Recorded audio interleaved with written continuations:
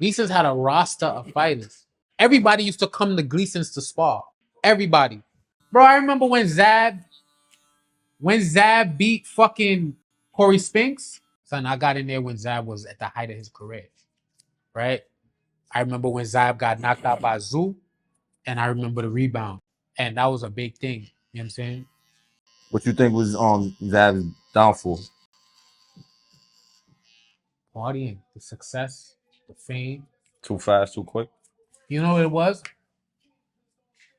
Zab took his talent for granted because he would do everything outside of boxing and still come in the gym and whip motherfuckers' ass. I've never seen Zab train. I just see him spar. I just see him come in and spar. I remember when he beat Corey Spinks. So they fought one time, and then in the rematch, Zab knocked him out. If I'm not mistaken, Zab was a champion. Corey beat him, took the belts, and it was a rematch. And then he got his shit back. He got his shit back. But bro, I mean, Zab was not playing with this man. Because Corey was a good boxer. He had no power, right? But he could box his ass off. So after he won, at that particular time, there was a fighter by the name of Kendall Holt. I was a big fan of because he was a good boxer. He's from Jersey. He was a good boxer and he was a hell of a puncher. I seen him on at that time it was Friday Night Fights. He was on Friday Night Fights a good amount of times, right? And I remember him fighting this one Colombian kid, and the Colombian guy was in his ass, and the nigga hit him with some shit, and the nigga was just slumped on the ropes. That was it. And Kendall Holt was just a puncher in general, right? I don't know if he had the belt at this time, but he had came to Gleason's to spar Zab. And they was going at it or whatever the case may be. Zab hit this nigga with a body shot. Son took a knee. So the trainer was like, you hit him low. So Zab was like, fuck out of here. I'm undisputed.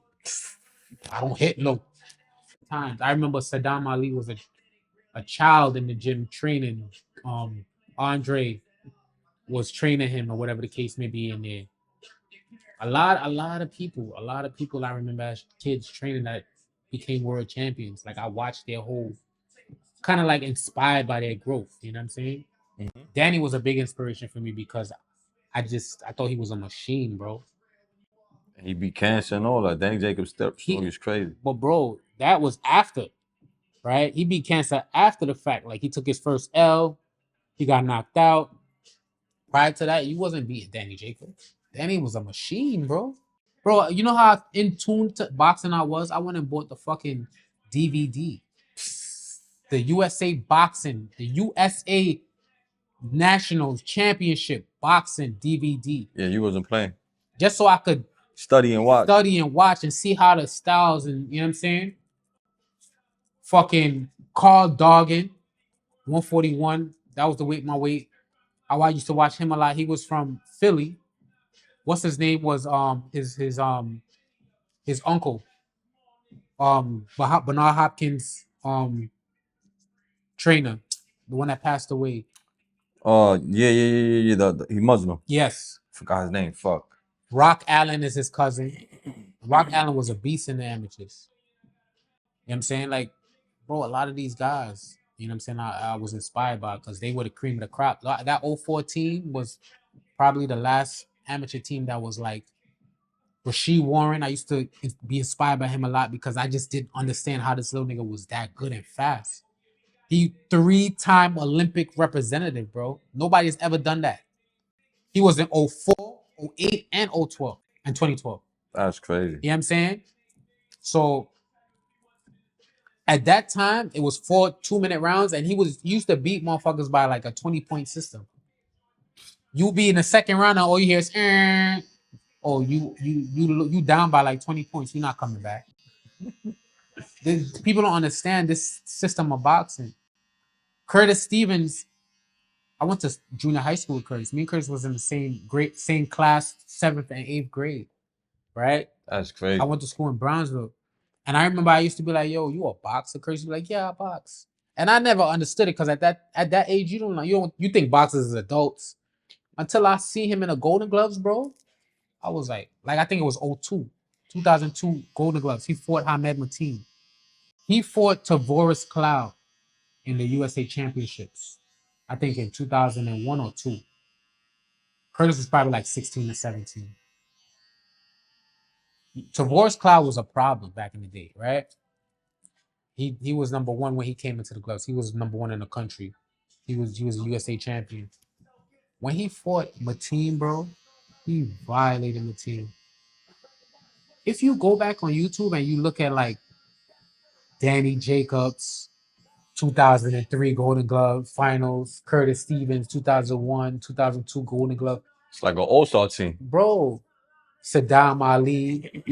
He fought Brian O'Connor. I fought Brian O'Connor too in USA. In the Metros, I lost to him in the finals. I thought I was robbed. And then I fought him again in the Golden Gloves. The 2010 Golden Gloves. And I beat him in the semifinals. No, I beat him in the quarterfinals.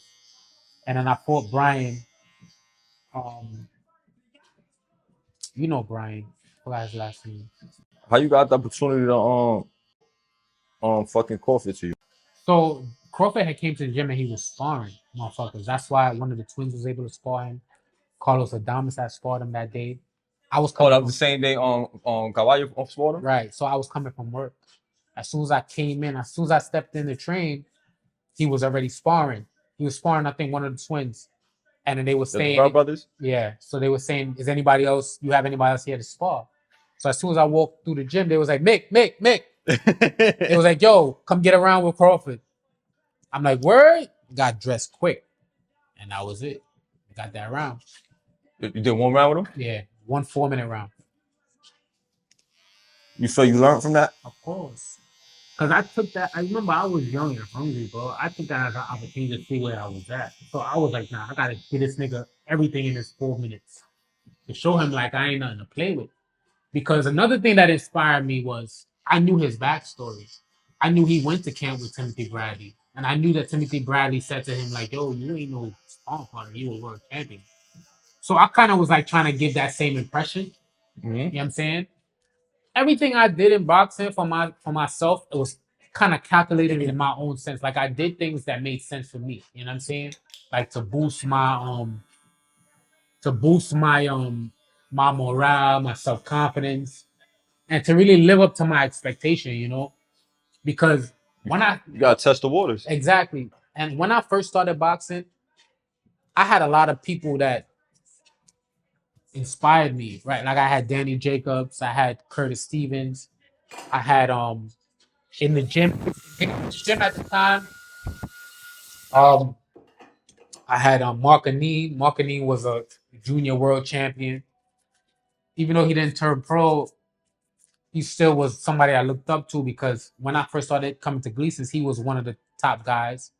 I had Curtis Jones. He was one of the top guys. Ghouls was in the gym. I was looking up to Ghouls. Apollo Welch. Apollo was like 3-time Golden Glove champion, ranked number 2 in the country. That's who I ended up training with at the end of the day. I ended up training with his trainer, Mike Smith. He's the one that kind of built my whole style, turned me southpaw.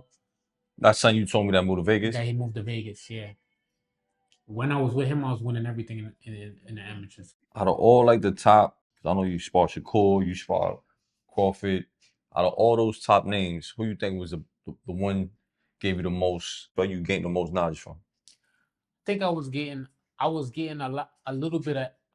I think I was, because remember I was sparring pros that was there before I was even at the level that I was at. I was green sparring Joshua Clottey. I was green sparring Agapito Sanchez. Agapito used to do that pulling right hand. I don't know what it was I did, and at that time I was conventional. I wasn't even southpaw. This was before my injury, so I used to pull. At that time I was training with Blackmore, and Blackmore was a fan of pulling in right hands because he had Vivian Harris. That was what Vivian was good for. Vivian was good for pulling right hand. And full counter, yeah. And I think I caught him with it, and the nigga, what Agapito used to do was instead of pull, he used to sit. So you know when you see Ghouls, he he jumped, he bent down, Mm-hmm. like he's trying to miss a shot. Agapito would sit and come back up and hit you. He did that same shit to me. And I seen stars. My nose started leaking. In the beginning of boxing, my learning experience was I really got beat up. That's how you learn, though, unfortunately. And it was an experience that could have deterred me from the sport, but it didn't. It made me want to get better. You know what I'm saying? What you think this new generation does wrong when it comes to the boxing game? They don't understand. They don't respect it. Like putting sparring on, showing sparring reels, highlights of like 2 seconds out of a round. That shit is corny. When I was coming up, we wasn't doing that shit. Like the old time, the vets sparring was taped and couldn't get it. You know what I'm saying? Now that's classified. Yeah, you know what I'm saying? So now that everybody want to do a highlight reel to promote themselves, I get it, but then I don't because that's not boxing. You know what I'm saying? Because all these highlight reels, when you get in the ring, you ain't doing none of that shit. You know what I'm saying? I know guys that have plenty of highlight reels and they look crazy against guys that can really fight. Like you lose the integrity and the honor that it stood for. They still had a code that you had to abide by. See, the thing is, too, in order to be a blue chip prospect, these guys, they have scouts that go to these tournaments, right? So when I went to the 2012 last qualifiers, I was with Marcus, right? I was hanging out with Marcus because Marcus who? Browne.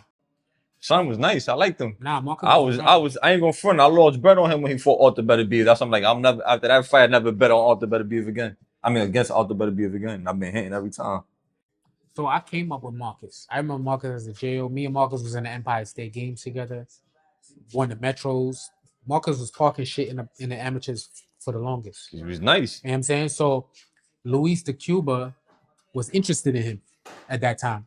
So he would follow us around and shit like that, right? So at that time when I fought in the 2012 last qualifiers, my trainer wasn't there. So, Sharif and Gary Starks, they worked my corner.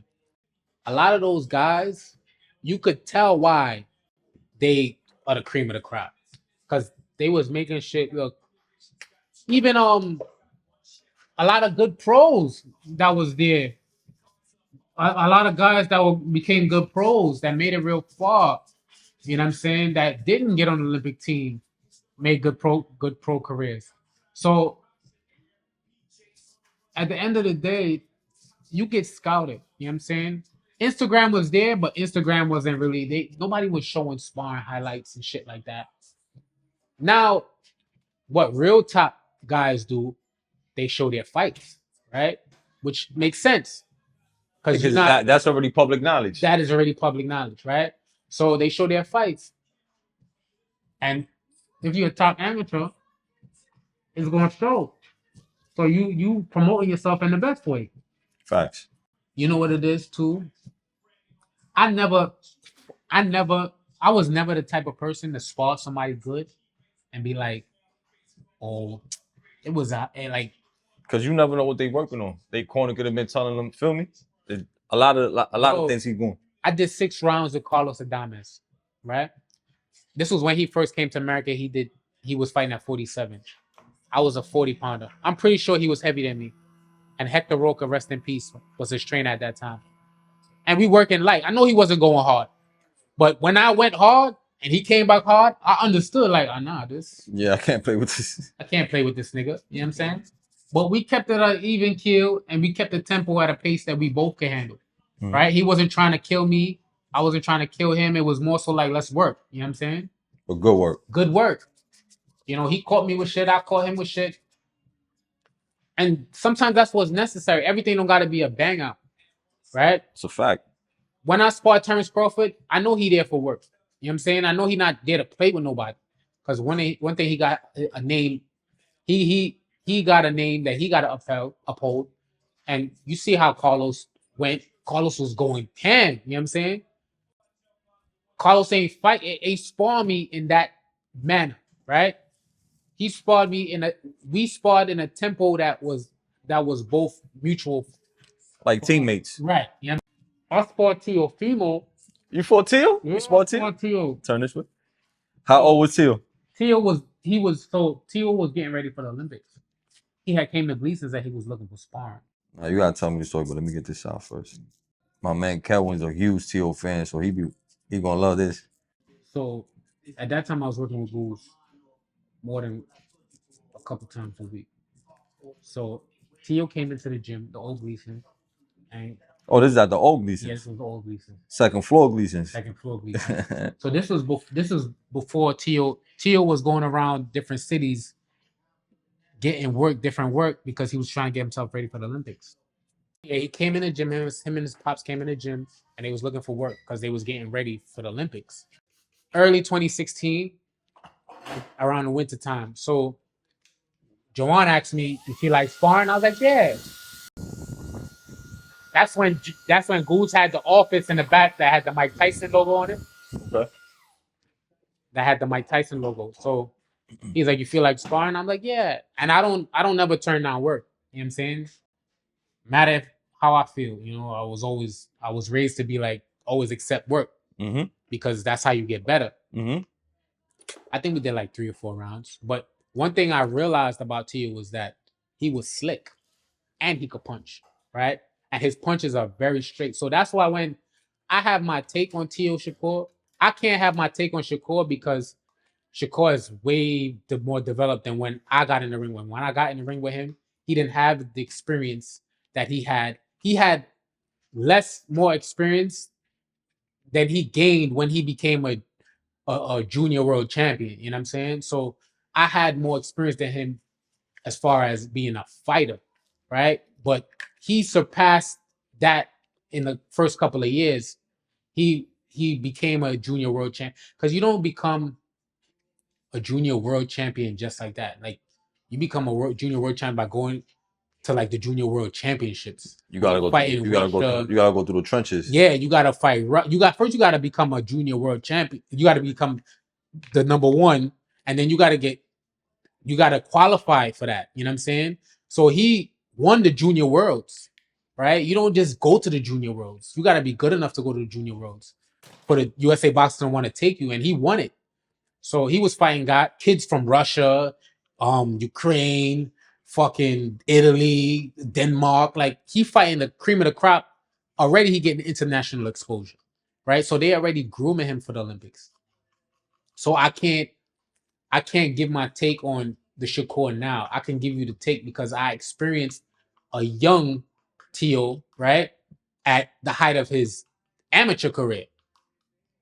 The height of his boxing career is a different level because he gained all that. I mean, his pro career is a different level because he gained all that pro experience, knocking guys out, knowing how to pace himself. They're dealing with different styles, actual pros, grown men. You understand what I'm saying? Mm-hmm. And then dealing with each and every training camp for those particular fights, right? So all that plays a part in you becoming a well-groomed professional. And I'm pretty sure Shakur has gone the same route. But the one thing, Shakur is a talented boxer, right? He's a technically talented boxer, meaning like he's not special effects. He is like technically sound in his own rhythm, right? He got all the fundamentals down pat. All the fundamentals down. Teo has all the fundamentals, all the footwork, all the agility, speed, and power, right? He is a mix of Roy Jones, a little bit of Floyd, right? And I only say that in terms of his offensive style, right? Shakur gonna be tight when he hear this shit. Nah. No. Nah, because you know his biggest thing that I've been hearing lately, him in his interviews, is that he kind of sound like he get bothered because they say that Teo's more of an athlete than he is. Like he's more athletic than he is. Teo is though. And then he said, "But I play sports every day. How do you make it?" Athleticism don't got nothing to do with sports, bro. Athleticism is what Roy Jones was an athletic fighter. He had no defense, and Antonio Tarver saw that. That's why Antonio Tarver was able to capitalize on those tiny holes. Maybe Shakur sees something that I don't. I'm looking at the athleticism in the sense of only fighters can hit. Roy Jones used to hit the back of his heel and then throw a straight right. Too easy, or hitting you with his right hand behind his back. Not a lot of fighters could get away with shit like that. That come with situational awareness, agility, knowing placement, knowing where you are in the ring, knowing what's coming. Like you got to be so comfortable in order to do that. That's experience too. And that's experience. You got to be so comfortable in the ring to be able to. When you look at him and Arnold Barboza, he made Arnold Barboza. Arnold Barboza is not a walk in the park. Arnold Barboza is a good fighter, bro. But he made him look like a C fighter. He made him look regular, bro. He made him look regular. Slip countering. He's not doing too much moving, standing in the pocket, up and down, changing levels, slipping, countering, staying right there. Don't care if he get hit. Like that's the definition of an athletic fighter, right? An athletic fighter can do the things not every fighter can do. Floyd was an athletic fighter. Pretty Boy Floyd, the shit that he used to do, bro. I used to watch Floyd fights in the amateurs. The shit he did in the amateurs, bro, that shit was unheard of. I never seen somebody throw so much punches, throw so much different. Another fighter that reminded me of that was Mildred Taylor. Mildred Taylor had a hand speed that was unheard of, right? And how he would just approach it, it just came natural. That's what to me, that's what an athletic fighter is. Someone that do shit effortlessly, they ain't gotta think about it and can get away with it, right? Emmanuel Augustus was an athletic fighter because the shit that he did was not regular. That was the drunk boxer? Yeah. The shit. He gave Floyd a fucking tough. Till this day, Floyd say that's his toughest fight. Or you know what I'm saying? I didn't even know Floyd said that. I just watched that fight. Yeah, Floyd had to come out his bag to like really had to work to you know what I'm saying? Yeah, that's the first time I really seen Floyd like leak. And that's because Floyd was an offensive fighter. He did not care about getting hit. If you hit him, cool. If you got hit, cool. But he gonna hit you with some shit. You know what I'm saying? And that's why people say Teofimo was more of an athletic fighter, because athletic fighters could get away with a lot of shit. Not saying Shakur isn't athletic, but Shakur is defense first, offense later, right? Shakur just knows how to play the game. You know, he understands be first, be last. He understands patience. He doesn't rush anything. You know what I'm saying? Teo has no problem taking it to you because he knows how to engage. Shakur knows how to engage. He knows how. But Teo has issues with movers. He does have issues. Because look what Maine did to Maine Ortiz. I thought Maine Ortiz won that fight. My honest assessment. I watched and I like rewatched it, and I was a Teo fan. I like Maine too. You know, I like Maine because he fight orthodox and southpaw, right. And he's super talented. Right. I just feel like he need more pop. He could have done more to win that fight, but I thought he did enough to win. Because he had Teo frustrated and he had Teo missing and he was turning, pivoting, countering jab, but he wasn't really sitting on his punches. And he didn't want to get too dirty in there. And then, you know, that all that boils down to is the judges seeing who wants it more. When Teo fought Josh Taylor is a boxer, right? But he's an aggressive boxer, right? So he can come forward, he can go back. The reason why Teo looked so good against Josh was because Josh was meeting him. Josh was trying to be aggressive with him, tried to impose his boxing will. And that's just feeding into Teo's counter punching style. Exactly. And that Teo met that with the same energy and better technique. You know what I'm saying? Teo had the better overall technique and Teo is athletic. So Josh is nothing. He's nothing as far as like he's a good sound boxer. You know what I'm saying? He does good things well, but Teo was just a better athletic fighter, you know?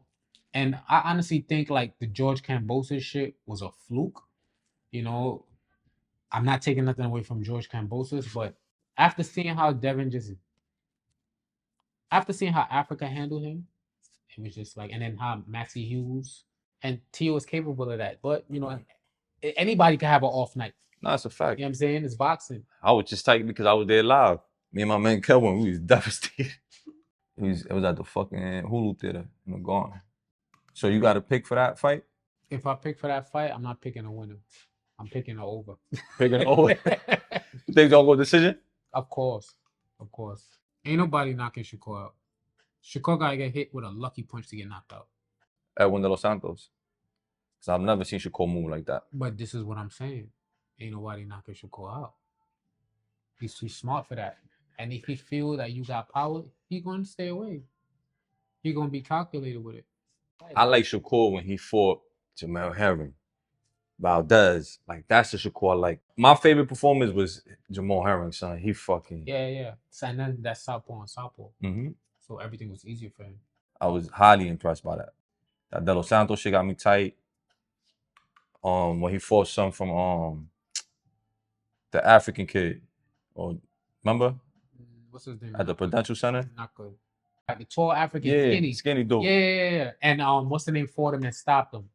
Abdullah Mason. Oh, yeah. They didn't stop him, but they didn't. I forgot what happened, but they didn't come out of the corner. Nah, Abdullah Mason, that young boy different. Yeah. Even I say he different because he's sure he got grit and heart. For lack of better words, my son let his nuts hang. He got knocked down by that Dominican nigga. And I'm Dominican. Came back and got sturdy. I agree with Shakur though. I didn't like the way he was fighting his last fight. It was no need for him to be there. He could have been turning that guy the whole time. Even though he was letting him have it, but he could have made it easier when it was. Way more easier. But yeah, I don't got no pick for Shakur and Tio. I'm just interested in seeing that style matchup. Yeah, I want to see the matchup. Because Tio was an aggressive boxer. Shakur isn't an aggressive boxer. Ward, Kovalev. That fight at best should have been a draw. Mm-hmm. And at that time, Kovalev was the man. The Punisher. The Crusher, right? Crusher. I remember Kovalev or Friday Night Fights. And I was like, this Russian nigga is different. You know what I'm saying? And that right hand and that jab, people couldn't get past it. So when he caught Andre Ward with that right hand, I was like, damn, that's sick. But that's Ward, when he bit down. Ward rallied enough. I don't think he rallied enough to win the fight. He rallied enough to keep himself back in the mix, right? He rallied himself because he was the champion to get the draw, which would have warranted the rematch. The rematch, he just destroyed him. Nah, super. He was super ready for the rematch. I think, and I don't think Ward takes anyone for granted, but I think he didn't expect what he got with that first fight. The first fight. I think this could be another fight just like that. Shakur, yes, is confident. Well, who's Ward and who's Shakur? Shakur is Ward. Okay. And T.O.B. Tio is Kovalev. Okay. Because Tio is the one with the power, right? Kovalev power, his right hand used to be different. Right hand and his jab. He had power in both hands, right? I like Shakur, so I can't really bet against him. I feel the same way. Yeah, I like both of them. I give Tio a good chance. If Tio does better at cutting off the ring, because that's usually what frustrates him, is he chases his opponents. Mm-hmm. If he cuts off the ring, usually because he got a fucking really good jab. If they both stay in the middle of the ring, that'd be a great fight. That'd be beautiful, bro. Right? No running, just them chest match. That'd be a great fight. Like fucking Haney and Norman. I had never thought that shit was gonna fight like that. I knew Devin was gonna win, but I didn't know it was gonna end up like that. But then Norman never really got fought nobody. He got elevated. You know what I'm saying? He fought the Santana guy or whatever his name is, but that guy played into his style. Right? He fought the Japanese nigga. That was easy work. That was food. But bro, Devin got a resume. Devin is already a Hall of Famer. That's what a lot of people don't understand. Undisputed. He's a multiple weight class champion. And a lot of people, I remember I had made a comment on what's his name? his page, the boxing guy, I forgot his name, but I say, yo, this is a great matchup. People like, oh, how is it a great matchup? If you're a fighter and you know Styles, you would definitely think the same. That's why a lot of Because Styles makes fight, but the casual fan doesn't understand that. I say you got Shakur, superb technical boxer, and then you got Teofimo, who's the more athletic, more high definition, just as good with power and better footwork, right? Because Teo moves around the around the ring as with second nature. So does Shakur, but Shakur is kind of like you could see him thinking. You know what I'm saying? Teo, you know, choo, choo, choo, choo, like you know what I'm saying? He's more fluid. Yeah, I think it's more natural, more it's reflexes. It's like Jerome Boots Ennis. Jerome Boots Ennis is not a great fighter. He's a fighter that does everything good.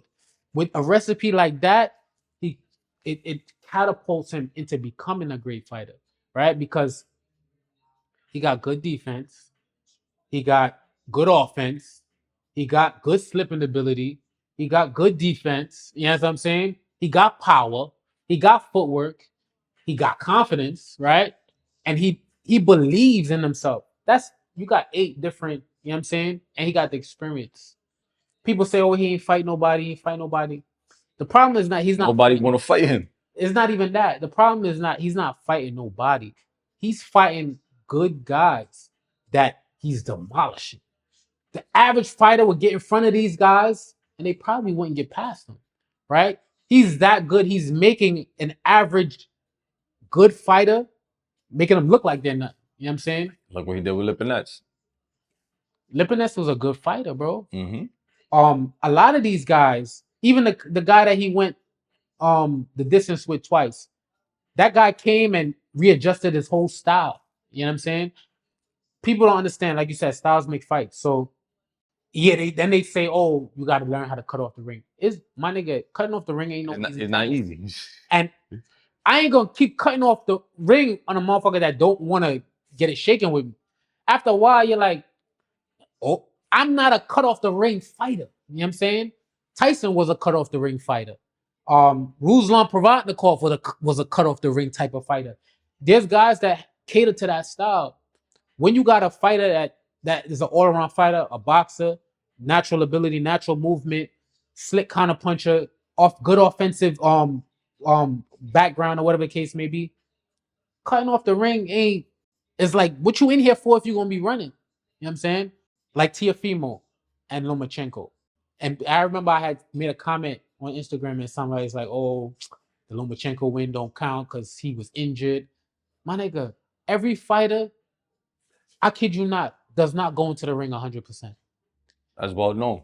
Does not go into the ring. The fact that you signed the contract, right? That's why you have fighters that sign a contract, and if they don't feel good about how they feel, they pull out. They pull out. Yeah, So, once you sound, everything else is quiet. All the excuses go out the window. That's it. There shouldn't be no excuses. That was the sharpest I ever seen Teofimo. Then they like, oh, Lomachenko only started the second half of the fight. My nigga, Lomachenko is if he's really that injured, why did he turn up the second half of the fight? Like Teofimo neutralized him for the first 6 rounds of that fight. And then the championship rounds made a difference. Made a difference, right? So if Teofimo wasn't that good enough to neutralize him for the first 6 rounds of that fight, Loma would have walked through him. You know what I'm saying? Look what Loma did to George Kambosos. Bro. To everybody he fought in the early stage, and he was fighting world champions from the gut. Luke Campbell, bro. Luke Campbell, like what, 6'1"? Sure. Fucking Jorge Linares. At that time, Jorge Linares was smoking everything. Mm-hmm. And that was his second. And knocked him down. That was his second emergence because Jorge Linares, his first half of his career was kind of like rough. And then he came back and he just was smoking shit. I think he started training in Japan. Yeah. He started smoking shit. Fucking Nicholas Walters. The Axe. That's Nicholas Walters was the son that said no mas, right? Yeah, no mas. Brigandiao. Fucking Brigandiao was crazy, son. I was sad for that one. but he exposed him. But this is what I'm saying. So at the end of the day, there's probably never gonna be another fighter like Lomachenko as far as like technical pinpoint aspect of it. Because the shit that he did was unheard of. That shit was like The real Matrix. science, bro. Like how he step around and punch selection, and he not hitting you hard. He touching you with them shots. He'll spin around, bop, bop, bop. Then you turn around and you in position for like a hard uppercut. You know what I'm saying? So You're gonna run into shit. You know who does remind me of him, but subtly? Bam. yeah, Bam is good too. Bam. Bam, because bro, any fighter that knows how to cut angles is dangerous. Because if you're a fighter that don't have good footwork or good upper body movement or keen sense of defense and awareness, situational awareness, you can get eat up every time. Because while you here, he here, or while you here, he here, like he gone, it's over. Because you throw a 1-2, He out of it. flip that, he already in position to get you right here, then come over here. Nah, yeah, Bam. I was always a fan of Bam from the beginning. I've been following his brother's career and his career from As the an beginning. amateur, he was Amateur, yeah, smoking shit. exactly. But when I seen, I forgot whose son was he was fighting, because Bam, southpaw, son threw the jab, and he just overstepped and switched to fucking orthodox, and fucking boom, son melted him. Shit was crazy. And the thing is about Styles, Teofimo is explosive. When I got in the ring with him, I was like, oh shit, this nigga is explosive. Right? And he was throwing straight, crisp shots. That right hand, he throws that shit sharp. You know what I'm saying? And that was back then. And he was a kid. He's an adult now, you know what I'm saying? With experience and the confidence to back it. So again, it's a 50-50 fight. But I'm not because I've been in the ring with him and I've seen the growth. When he fought Richard Comey, I was at that fight. I said, oh, he's gonna smoke Richard Comey. Son, Comey give Robert Easter hell, bro. Hell. And Comey could punch. Son, he came in and he hit Comey with that right hand. He countered him. That was it. And I seen that shit. I was like, oh. Because I know I have an eye for knowing when a fighter is like at a certain level and the fighter he's fighting is not. Because I've been around. I've seen a lot of special fighters, bro. I've been around Danny Jacobs, Saddam Ali, Eddie Gomez. These are guys from New York. We just talking about New York alone. We're not talking about other guys outside of that. I've seen guys that were the cream of the crop that didn't even meet their potential for whatever reason, like life in general. You know what I'm saying? Being on the streets. Terence Crawford. I remember watching Terence Crawford. I think Terence Crawford fought Saddam Ali in the pals. I remember at one point. I remember Terence Crawford, Danny Garcia. I remember watching all those guys when I was coming up. 2008 PAL Nationals. I don't know if you remember, PJ and them from the gym. Yeah, Blimpson. I remember PJ at that time was an amateur, fought in the PAA Nationals with all of them. I remember there was a kid from Houston. I forgot his name.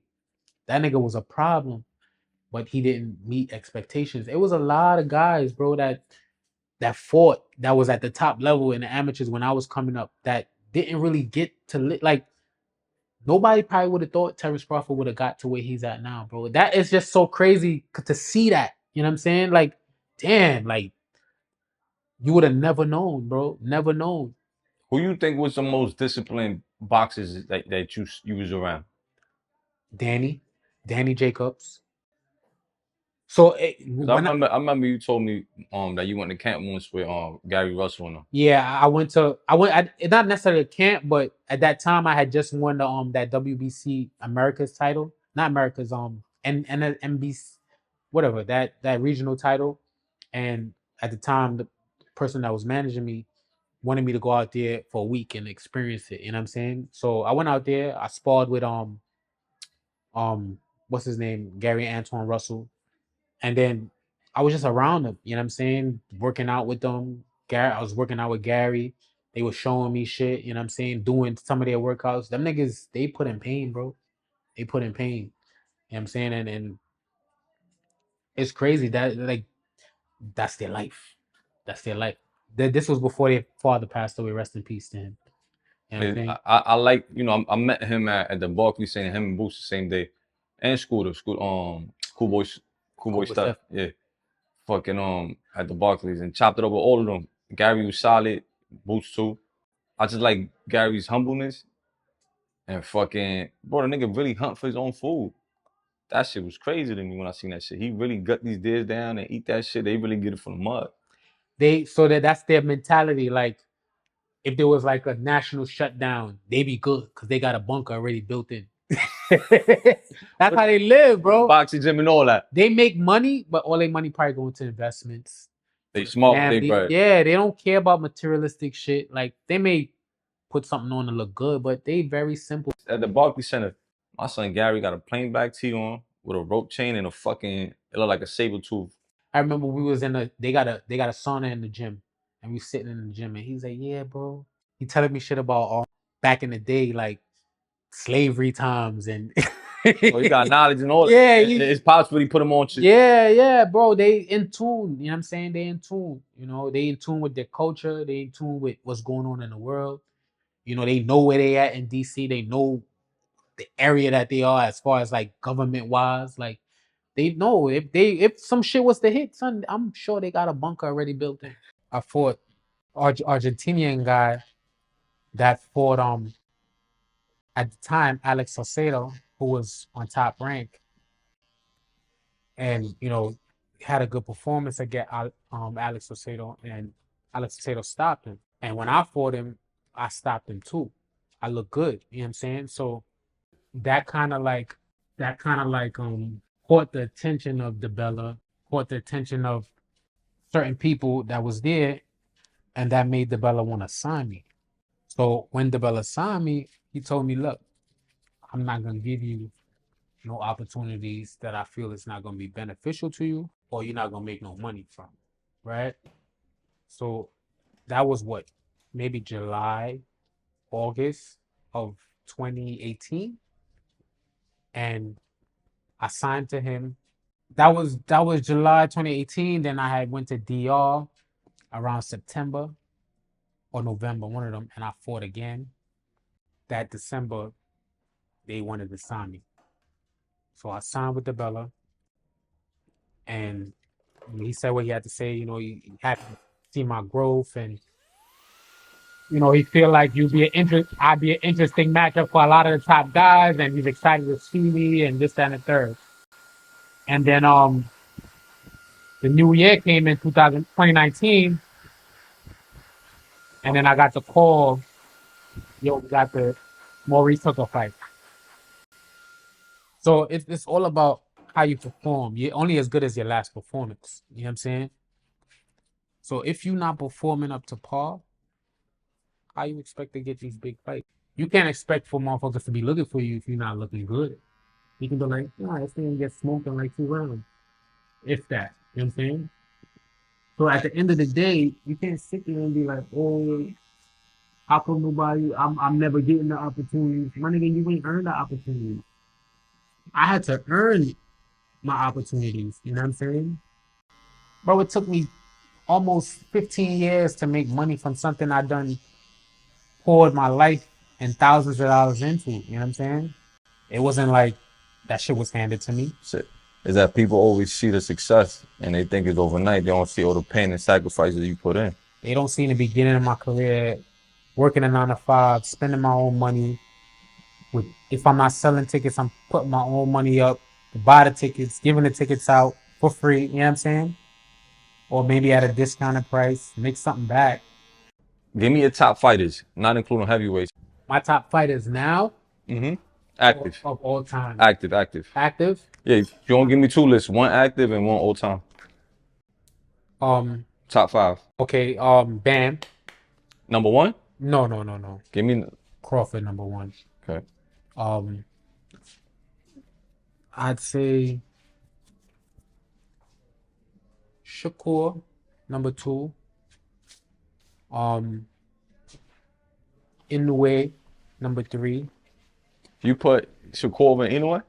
Yeah, because Shakur's at a heavier weight, right? But how many weight classes Inoue's champion at? I mean, weight classes. not more than but Shakur going up. He going up weight, and he doing what he got to do. The only all right. So let me restart. No, it's your list. You know what? This ain't in any particular order. Okay. To tell you the truth, this ain't in any particular order. Because if I sit here and give you who's my number one, and I like Bam, I like Shakur, I like Inoue, I would have to put Devin in there because of his accomplishments, what he's doing. Yeah, and he's the only one really fighting. And he's fighting the right people. And you said no heavyweights? No heavyweights, yeah. No heavyweights. They're in the class of their own. And Crawford. Well, he was active. Now he's inactive. Supposedly. Retired. Well, so allegedly retired. So yeah, in Bam, Shakur, Devin, Inoue, and Crawford. Old school, Floyd, my number one. Because I watched. You know what I'm saying? Floyd, Sugar Ray Leonard, Mildred Taylor. I'm trying to see who had an influence on me when I was coming up. No Roy, no James Toney. No. Roy was good, but he didn't have an influence. I didn't really watch him. I watched a lot of Shane Mosley, believe it. Okay. The one fight that got me into boxing was Shane Mosley De La Hoya won. That shit was a bomb, bro. That fight had me like, oh, it clicked when I watched that fight. Because I saw how Shane was moving and how he was slipping the punches. And mind you, I'm like 14, 15 watching this. I'm like, oh, that's how you're supposed to move. That's why you do this. That's why you do that. Shane Mosley's not an all-time great, but he had an influence on me. Pernell Whitaker. Sweet Pea was different, bro. Because when I was an amateur, as I was coming up, when I switched to South African, say that I favor Pernell a lot. So Pernell, I used to watch a lot of his tapes too. So Pernell Whitaker. Yeah, my brother, appreciate you. You already know. I like this little building we had.